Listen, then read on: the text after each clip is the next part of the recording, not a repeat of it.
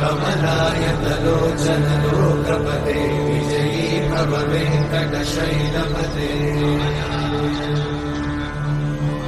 कमलाकुचूचुक कुङ्कुमतो नियतारुणितातुलनीलतनो